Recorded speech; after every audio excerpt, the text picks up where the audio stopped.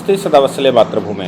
आज का विषय है यूएस में भारत के यशस्वी प्रधानमंत्री की विजिट। यूएस में विजिट, ऑफिशियल विजिट। देखिए, यूएस में विजिट और उनकी ऑफिशियल विजिट, इन दोनों में फ़र्क है। ऑफिशियल विजिट का मतलब होता है कि वहाँ के सरकारी निमंत्रण पर प्रधानमंत्री का जाना।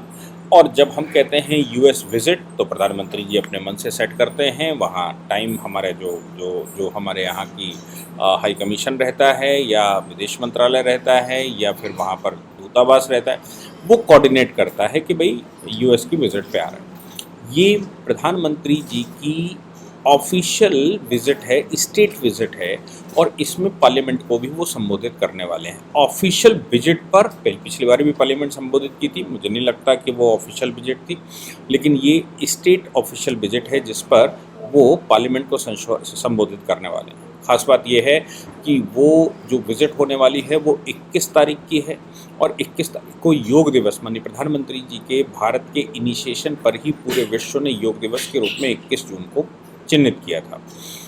यूएस का एयरफोर्स का कोई डिपार्टमेंट है जो इस कार्यक्रम को वहाँ करेगा।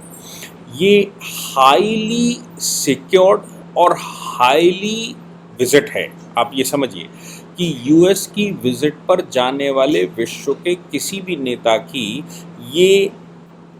ये बहुत बड़ी विजिट है, जिसकी बहुत सारी तैयारियां वहाँ चल रही हैं। पहले क्या होता था कि हमारे यहाँ तैयारियां होती थी और यूएस का प्रेसिडेंट हमारे यहाँ आता नहीं था, आता भी था तो पता नहीं क्या क्या हम व्यवस्थाएं करते थे, जैसे भगवान आ गए हों। लेकिन ये अब थोड़ा उल्टा चलना शुरू हुआ है। हालांकि ट्रंप भारत में आए थे, हमने भी व्यवस्था करी थी, लेकिन अब भारत के प्रधानमंत्री वहाँ जा रहे हैं तो वहाँ पर तैयारियाँ चल रही हैं। अब जो मीडिया है विश्व की, वो दो खेमों में बट चुकी है, और ख़ास तौर से डेमोक्रेटिक पार्टी, जिस पार्टी की सरकार है यूएस में, वो दो खेमों में बट गई। हम सब जानते ही हैं कि वहाँ की जो दो मुख्य पार्टियां हैं, एक रिपब्लिक या रिपब्लिकन जिसको कहते हैं, और दूसरा डेमोक्रेट्स।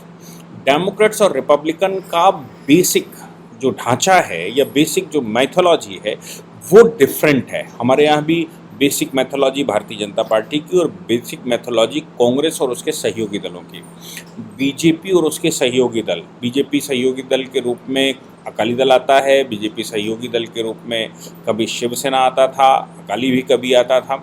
इस तरह के जो दल जो राष्ट्र प्रथम की भावना को कभी रखते थे, हालांकि बाद में उनके अपनी निष्ठाएं बदलती रहती हैं, वो अलग बात है, लेकिन हमारे यहाँ भी दो मुख्य धाराएं हैं। पहली धारा कांग्रेस और एक धारा भारतीय जनता पार्टी की है। कांग्रेस की जो धारा हमारे यहाँ मानी जाती है वो प्रो इंग्लिश मानी जाती है, प्रो मुस्लिम मानी जाती है, और जो भारतीय जनता पार्टी की यहाँ पर मानी जाती है वो प्रो इंडियन मानी जाती है, प्रो इंडिया फर्स्ट मानी जाती है। अब इन जैसे हमारे यहाँ विचारधाराओं से अगर कोई कुछ करेगा, जैसे मैं कहूँ कि उत्तर प्रदेश में मायावती और मुलायम सिंह के बेटे अखिलेश यादव ने कोलैबोरेशन कर लिया, वो कोलैबोरेशन सफल नहीं हो सकता क्योंकि दो विपरीत विचारधाराएं एक साथ मिली आकर। हाँ, कांग्रेस का इन दोनों के साथ हो सकता है क्योंकि दोनों ही कांग्रेस को कहीं ना कहीं फॉलो करती है। ऐसे ही जब कोलैबोरेशन होते हैं और उसमें विपरीत विचारधाराएं आती हैं, एक साथ चलती हैं, तो उनका दोनों का नुकसान होता है, कहीं ना कहीं नुकसान होता है। बहुत कम ऐसी पार्टियां होती हैं जो डैमेज कंट्रोल कर पाती हैं। जैसे भारतीय जनता पार्टी ने जम्मू कश्मीर में कोलैबोरेशन तो किया महबूबा मुफ्ती के साथ, इसका विपरीत प्रभाव भी पड़ा, लेकिन वो जो प्रभाव था वो भारतीय जनता पार्टी का देश में इतना था कि उसने अगर डैमेज किया भी तो भी इतना नहीं कर पाया कि वो डैमेज काउंटेबल हो। डैमेज तो किया निश्चित रूप से, उसने पीडीपी से जो गठबंधन भारतीय जनता पार्टी का हुआ, इस गठबंधन ने डैमेज किया होगा। तो यूएस में भी दो विचारधाराएं, एक विचारधारा डेमोक्रेट्स की है जो प्रो मुस्लिम है, जो प्रो खाड़ी के कंट्री है, और दूसरी विचारधारा रिपब्लिकन की है जो प्रो नेशनलिस्ट है, यानी कि वो अगेंस्ट मुस्लिम इस्लामिक चरमपंथ के विरुद्ध काम करते हैं, प्रो नेशनलिस्ट है। ये दो मुख्य विचारधाराएं, आप अगर इन पर ध्यान देंगे तो आपको समझ में आएगा कि आप याद करो इराक वॉर, कौन सी पार्टी की सरकार थी? बुश कौन सी पार्टी से हुआ करते थे? बुश प्रथम या बुश द्वितीय, मतलब जो दोनों थे वो कौन सी पार्टी के थे? ट्रंप कौन सी पार्टी के थे? ये सभी रिपब्लिकन हैं। और रिपब्लिकन की खास बात यह है कि उनको इस्लामिक चरमपंथ, उनको चाइना, ये पहले दुश्मन की तरह दिखते हैं। और डेमोक्रेट्स की खास बात है कि उनको रशिया पहले दुश्मन की तरह दिखता है, और दूसरा उनको किसी से कोई परहेज नहीं है। तो अब सवाल यहाँ पर पैदा होता है कि डेमोक्रेट्स जब सरकार में हों उस समय भारत के प्रधानमंत्री की विजिट वहाँ पर लग जाए, तो भारत के प्रधानमंत्री की विजिट जिनके विषय में तमाम तरह की अवधारणाएं बना दी गई हों, बहुत सारे न्यूज़पेपर्स इस तरह का लिटरेचर छाप रहे हों, जैसे मोदी जी है, तो भारत तो इम्पोर्टेंट है, भारत इम्पोर्टेंस रखता है, लेकिन मोदी एट्रोक्रेटिक हैं, ऑटोक्रेटिक हैं, ऐसा सिद्ध करने की कोशिश कर रहे हो। जैसे संसार के बड़े अखबार Washington post, New York times, the economist, times magazine, ये इनके जो जर्नलिस्ट हैं वो एक पार्टिकुलर विचारधारा के आधार पर ये सिद्ध करने की कोशिश कर रहे हैं, हालांकि इनके पास कोई इन्वेस्टिगेशन नहीं है, इनके पास कोई डेटा नहीं है, इनके पास कोई ऐसा प्रूफ नहीं है जो ये सिद्ध करें कि इनकी बात सही है, लेकिन ये लिख रहे हैं, इन्होंने परसेप्शन बना रखा है।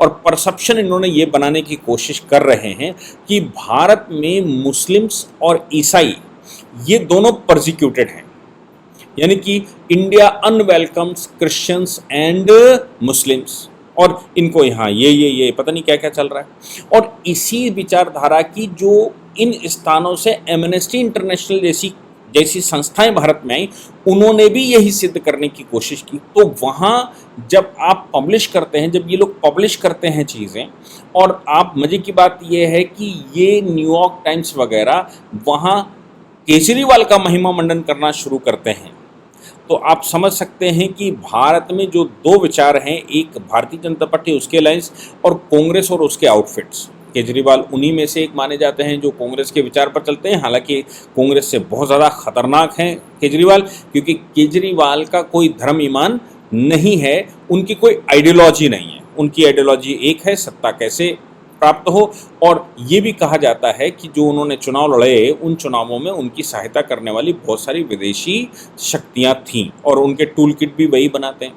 तो केजरीवाल को जब महिमा मंडन करना शुरू करे बिना किसी कारण के, तो आप समझ सकते हैं कि वो लोग भारत में, भारत के प्रधानमंत्री जिनके साथ वोटर है, जिनकी सरकार दो दो बार चुनकर आई है, प्रदेशों में उनकी सरकार है, उनकी आइडियोलॉजी को पसंद किया जा रहा है, देश उनको मानता है, ऐसे प्रधानमंत्री को वो परसिक्यूटर की तरह देखते हैं कि वो परसिक्यूशन करने वाली है। जबकि हकीकत ये है कि पिछले 70-75 वर्ष में जो कांग्रेस और उनके साथियों के द्वारा या उसी विचारधारा की सरकारों के द्वारा जो भारत में तुष्टीकरण किया गया है, जो इम्पीचमेंट की पॉलिसी आई, उस पॉलिसी को सिर्फ नकार दिया है इस सरकार ने।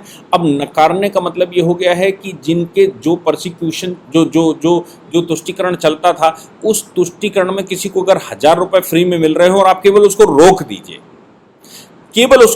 कुछ मत करिए, तो फिर वो ऑटोमेटिकली ये कहेगा कि ये हमारे विरोधी लोग हैं, क्योंकि वो फ्री में पा रहा था, फिर भी कहेगा हमारे विरोधी लोग हैं। बिल्कुल वैसे ही तुष्टीकरण की नीति में जो लोग लाभ ले रहे थे, उस तुष्टीकरण को समाप्त करना भी अपने आप में विरोध का स्वर पैदा करता है और ये कहता है कि ये हमारे विरोधी हैं। मैं उसका इलस्ट्रेशन आपको बड़ा अच्छा बताता हूँ। फंडामेंटल राइट्स में संशोधन का एक मुकदमा ऑनरेबल सुप्रीम कोर्ट में आया था गोलकनाथ का, और गोलकनाथ के केस में ये कहा गया था कि amendment in fundamental rights is itself against the fundamental rights, यानी कि मूलभूत अधिकारों में संशोधन भी मूलभूत अधिकारों के खिलाफ है, इसलिए मूलभूत अधिकारों में संशोधन ही नहीं किया जा सकता। ये 11 जजों की बेंच ने ये बात सिद्ध कर दी थी गोलकनाथ में। तो आप सोचिए कि अगर संशोधन किया तो वो अपने आप में विरोध में चला जाता है। हालांकि बाद में वो 1973 में जब केशवानंद भारती आया तो उन्होंने कहा कर सकते हो, मूल ढांचा नहीं बदल सकते, उन्होंने उसको डाइल्यूट किया।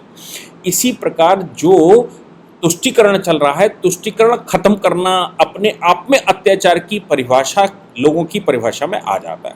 यानी कि लोग ये परिभाषा गढ़ लेंगे कि जो माइनॉरिटी, तथाकथित माइनॉरिटी के नाम से, हालांकि वो माइनॉरिटी है नहीं, तथाकथित माइनॉरिटी के नाम से जिनका तुष्टीकरण की राजनीति कर रही थी, वो तुष्टीकरण खत्म करना अपने आप में उनके विरुद्ध चला जाता है और उनको लगता है कि ये सरकार हमारे विरुद्ध चली गई है, ऐसा किया जाता है। तो फिर ये जो तुष्टीकरण है ना, तुष्टीकरण को रोकना परसिक्यूशन की कैटेगरी में लाकर खड़ा किया है। और पूरे विश्व के वो अखबार, वो न्यूज़ एजेंसीज जो भारत में प्रधानमंत्री मोदी को देखना नहीं चाहती। कारण क्या है? कारण ये है कि आज से 9-10 वर्ष पहले भारत में जो सरकार बनती थी, ये बहुत बड़े बड़े जर्नलिस्ट जो भारत में रहते थे, ये मिनिस्ट्रियां भी तय करवाते थे कि कौन सी मिनिस्ट्री में कौन रहेगा। ये पॉलिसियां तय करवाते थे, भारत में पॉलिसी कैसी होगी। और मज़े की बात यह है कि ये एजेंट, विदेशी ताकतों के एजेंट के रूप में काम करते थे। अब देखिए, इनकी विचारधारा को ऐसे और समझा जा सकता है कि जब ट्रंप प्रशासन वहाँ सत्ता में आया था, तो ट्रंप प्रशासन का सीधा विरोध इन्हीं न्यूज़पेपरों ने किया था जिन न्यूज़पेपरों की आज हम चर्चा कर रहे हैं, और वो जो बाइडेन के पक्ष में खड़े हुए दिखाई पड़े। यानी कि इन न्यूज़पेपर्स की जो विचारधारा है खुद की, वो विचारधारा डेमोक्रेट से मिलती है। और डेमोक्रेट से विचारधारा मिलती है मतलब तुष्टीकरण की राजनीति भारत में इनको देखना अच्छा लगता है। और डेमोक्रेट्स, आपको याद होगा जब चुनाव लड़ा था तो कमला हैरिस ने किस प्रकार से चुनाव की पटकथा लिखी थी और भारत के विरुद्ध स्टेटमेंट देने शुरू किए थे। वो तो अलग बात है कि जब वो सत्ता में आ गई तो सत्ता में आने के बाद वहाँ सरकार की जो पॉलिसी है वो डेमोक्रेट्स के विरुद्ध जा रही है, क्योंकि यूएस डूब रहा है, इसमें कोई शक नहीं है। और यूएस के डूबने का कारण वहाँ का कर्जा है। यूएस इतने बड़े कर्जे में है कि पूरे भारत की जो पूरी वेल्थ है वो भी अगर भर दी जाए तो भी उनका कर्जा खत्म नहीं हो सकता, इतने कर्जे में है। और ये भी कहा जा रहा है कि अगर वहाँ कर्जे की लिमिट न बढ़ाई गई तो फिर वो रिसेशन में जाने वाले हैं, वो मंदी में जाने वाले हैं, और उनकी मंदी का प्रभाव पूरे विश्व पे पड़ेगा। उनकी कुछ बैंकें बैंकरप्ट भी हो चुकी हैं इसी चक्कर में, क्योंकि ब्याज नहीं भर पा रहे थे। और वो बढ़ इसलिए नहीं रहा है क्योंकि जो जो जो रिपब्लिकन है वहाँ के, यानी कि ट्रंप प्रशासन है, ट्रंप की जो पार्टी है, रिपब्लिकन अनुमति नहीं दे रहे हैं। वो ये कह रहे हैं कि पहले अपने खर्चे खत्म करो, पहले अपने खर्चे कम करो, पहले आप जो दुनिया भर में लड़ाइयाँ लड़वाने पर पैसा खर्च करते हो वो ख़त्म करो, तब हम तुमको अनुमति देंगे। तो मेजॉरिटी चूंकि है नहीं उनकी दोनों सदनों में, इसलिए वो पास नहीं कर पा रहे हैं। तो आप अपनी बिल्कुल समझ में आ गया होगा कि जिन न्यूज़पेपर्स की बात कर रहे हैं, जो बड़े न्यूज़पेपर्स हैं, वो अगर डेमोक्रेट्स के साथ हैं तो निश्चित बात है कि वो भारतीय जनता पार्टी के विरुद्ध होंगे। अगर वो ट्रंप के विरुद्ध हैं, अगर वो रिपब्लिकन के विरुद्ध हैं, तो रिपब्लिकन की जो पॉलिसी है वही पॉलिसी आज की भारत सरकार की है, भारत में राज करने वाली पार्टी की, यानी कि भारतीय जनता पार्टी की है। तो भारतीय जनता पार्टी की जो राष्ट्र प्रथम, वही ट्रंप की पॉलिसी थी राष्ट्र प्रथम। इसलिए अब डेमोक्रेट्स का जो बिछाया हुआ जाल है वो संभाल तो नहीं पा रहे। लेकिन समस्या यह है कि डेमोक्रेट्स की जो पॉलिसी है वो पॉलिसी सदैव से प्रो इस्लामिक रही है, और भारत की जो पॉलिसी है वो आज की सरकार की वो नॉन तुष्टीकरण की है, नॉन फेवरिज्म की है। और ट्रंप प्रशासन की जो पॉलिसी है वो हार्ड कोर एंटी मुस्लिम की है। तो जो हार्ड कोर एंटी मुस्लिम्स की है, उनके साथ दोस्ती ट्रंप प्रशासन के साथ, ट्रंप के साथ प्रधानमंत्री की दोस्ती हो गई थी, अच्छी दोस्ती हो गई थी। जिस प्रकार वो हाथ आपने देखा होगा बड़ी तेजी से दबाया था, तो पूरा विश्व उस पर कह रहा था कि अमेरिका के राष्ट्रपति का ऐसे हाथ भारत के प्रधानमंत्री मार रहे थे और ये संभव ही नहीं है किसी के द्वारा, लेकिन ट्रंप उनसे दोस्ती मान रहे थे। अब अमेरिका की जो समस्या है वो ये है कि शासन भले ही वहां डेमोक्रेट्स कर रहे हों, लेकिन अमेरिका की आवश्यकता है भारत, और अमेरिका की जो व्हाइट हाउस की पॉलिसी है, यानी कि सरकार की पॉलिसी, मैं सदैव से कहता हूं कि सरकार और तंत्र, जो वहां के तंत्र की पॉलिसी है, जो एडमिनिस्ट्रेशन की पॉलिसी है, वो ये कह रही है कि भारत से नज़दीकियां बढ़ानी पड़ेंगी। अगर भारत से नज़दीकियां नहीं बढ़ाते हो तो ये रिसेशन अमेरिका को खा जाएगा। यही बात यूरोप में भी चल रही कि अगर भारत के साथ दोस्ती ना बढ़ाएगी तो ये रिसेशन तुमको खा जाएगा और तुम्हारी डेमोक्रेसी, तुम्हारी जो इकोनॉमी है वो क्रैश कर देगा। इकोनॉमी क्रैश हुई तो इन देशों की खास बात है, ये इकोनॉमी की बेस पर ही चलते हैं, इनका कोई सैद्धांतिक पक्ष तो है नहीं। इसलिए वहाँ पर जो डेमोक्रेटिक पार्टी है उसकी पॉलिसी प्रो मोदी नहीं है, लेकिन जो तंत्र है वो प्रो भारत है, और भारत में इस समय मोदी जी बैठे हुए हैं। इसलिए डेमोक्रेट्स सही से तय नहीं कर पा रहे हैं, वो दो हिस्सों में बंट चुके हैं, और डेमोक्रेट्स खुद ये नहीं समझ पा रहे हैं कि वो बाइडेन का साथ दें या बाइडेन का विरोध करें। इसलिए डेमोक्रेट्स भी दो हिस्सों में बंट गए, एक डेमोक्रेट्स वो जो सरकार में है और एक डेमोक्रेट्स वो जो पॉलिटिकल पार्टी है। तो सरकार निश्चित रूप से मोदी जी के पास आना चाहती है, और जो पार्टी है वो निश्चित रूप से प्रो मुस्लिम है।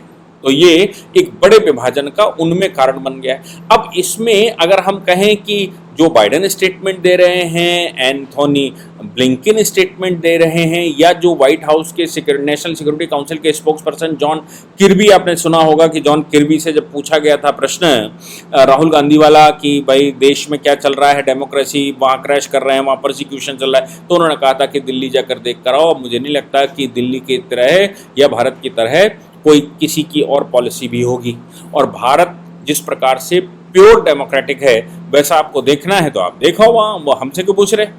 मेरी नज़र में ये है। तो ये जो 3-4 प्राणी हैं जो मुख्य की पोस्टों पे हैं डेमोक्रेट्स की सहयोग से बैठे हैं, लेकिन ये डेमोक्रेट्स की ओरिजिनल पॉलिसी को फॉलो नहीं कर सकते। इसलिए मोदी जी की जो ये विजिट है, ऑफिशियल विजिट है, ये बहुत ज़्यादा इम्पोर्टेंस रखती है। और देखना ये होगा कि ये जो ट्रम्प प्रशासन था, या मैं रिपब्लिकन की बात करूं, क्या रिपब्लिकन की तरह ही ये जो डेमोक्रेट्स हैं वो मोदी जी के साथ कंधे से कंधा मिलाना चाहते हैं।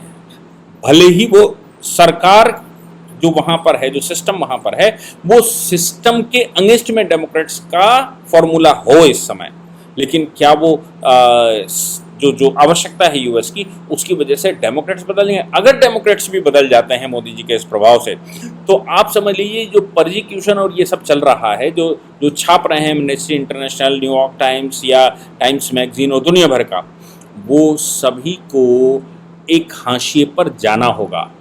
और वो हाशिए पे जाना तो मतलब विश्व बदल रहा है, भारत के प्रति लोगों का नज़रिया बदलना स्वाभाविक है। ये न्यूज़पेपर वही थे जो कि लगातार रेसलिंग फेडरेशन वाले मामले में भारत के ऊपर प्रश्न उठा रहे थे। भारत में जो बेटियां बैठी हैं, मेडल जीत कर आई हैं, फलाना ढिमाका, ये विश्व भर में उसकी रिपोर्टिंग कर रही थी। आज की तारीख में मोदी जी घोड़े पर सवार हैं और वो प्रिवेल कर रहे हैं। मैं घोड़े पर ना कहूँ, हाथी पर सवार हैं, वो प्रिवेल कर रहे हैं, मस्तानी चाल चल रहे हैं। ये यूएस के डेमोक्रेट्स को तो एटलीस्ट अच्छा नहीं लग रहा होगा, लेकिन डेमोक्रेट्स की समस्या ये है कि वहाँ की सरकार डेमोक्रेट्स की है, और रिपब्लिकन तो हमारे पक्ष, मोदी जी के पक्ष में सदैव रहते ही हैं। इसलिए अब ये जो खेल हो रहा है, वहाँ जो चल रहा है, वो मुझे लगता है कि 4 कदम आगे बढ़ चुका है। और अब क्या होगा, यूएस बदलेगा या फिर ये केवल धोखा मात्र होगा? यूएस बदल रहा है, डेमोक्रेट्स भी बदल रहे हैं, या फिर वो केवल छद्म रूप से इस समय लाभ देख रहे हैं? ये तो भविष्य तय करेगा कि मोदी जी क्या करना चाहते हैं और मोदी जी कितना उनको प्रभावित करने में सफल हुए। जय हिंद, जय भारत, वंदे मातरम।